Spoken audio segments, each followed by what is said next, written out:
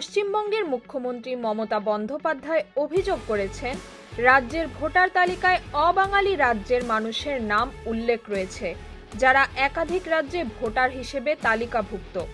এ অভিযোগের পর তৃণমূল কংগ্রেস কেন্দ্রীয় নির্বাচন কমিশনকে তীব্র সমালোচনা করতে শুরু করেছে।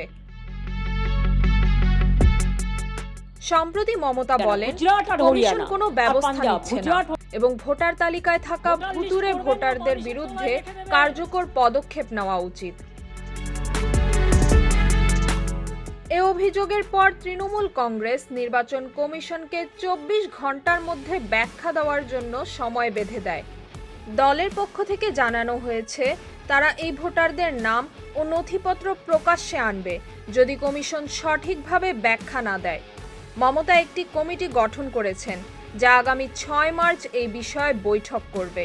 কমিটির লক্ষ্য হল রাজ্যের বিভিন্ন এলাকায় এই ভুতুড়ে ভোটারদের চিহ্নিত করা এবং যথাযথ ব্যবস্থা নেওয়া। তাহমিনা রহমান, হাফসা, ঢাকা ওয়েস্ট।